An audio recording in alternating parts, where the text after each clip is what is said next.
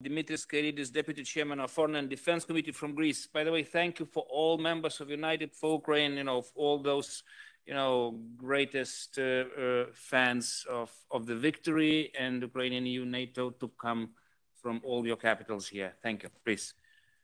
Thank you very much, Ziggy. It's the least we can do. I'm grateful and very, very grateful for the invitation and interested in all the proceedings here this morning. Let me share with you 3-4 points very, very quickly. In our recent visit to Kiev, thanks to your efforts and great organizational skills, I was amazed not only by the heroism of the Ukrainian people, but their ingenuity, and we've just heard the numbers that testify to that. I think there are a lot of lessons to be learned. How Ukraine has managed to incapacitate the Russian Black Sea Fleet, for example, is one, or the Russian Air Force over Ukraine is another, and so on and so forth. And this is not only because of the bravery, but also really the talents and the ingenuity of the Ukrainian people. We in Greece are studying very closely the lessons from this ongoing brutal conflict. The second point is that for all the nastiness and barbarism of Putin, allow me to say that it took Donald Trump for us in Europe to wake up.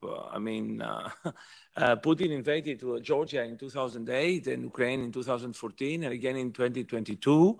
There were some commitments after 2022, belatedly, but everything came into shape after the inauguration of the new president and J.D. Vance's infamous speech in Munich and so on and so forth. So no matter how important NATO is, and obviously it is, especially in the short run, and nobody is claiming that we should get rid of it, not even Donald Trump has said so. And we are looking forward to his coming to The Hague now in June in the summit to see what's next.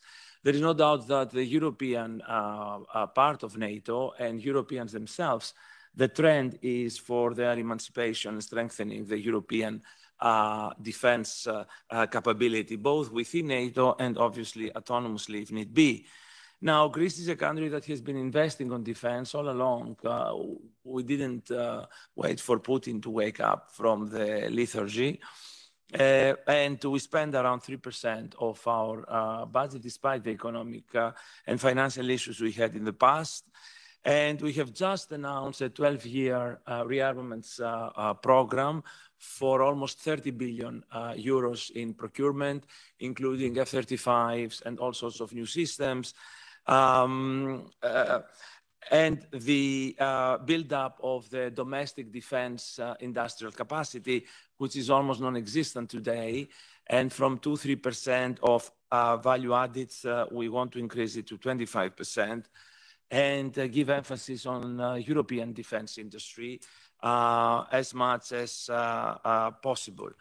Final point is that this new Europe, and both on the defense procurement side and on the military side, which is so necessary and so much demanded by the times, should not make how should I put it, concessions, convenient concessions for the short run that will be paid in the long run when it comes to what keeps us together, international law, international principles, and the rest. Because I see too much eagerness to include in those schemes countries that remain in between, to put it mildly, and tactical all the time, rather than strategically committed to what unites us the most. Thank you very much, and we will always be here to be part of this new effort. And congratulations to the organizers and to you, Ziggy. Thank you very much. Thank you, Dimitris, for your leadership and solidarity.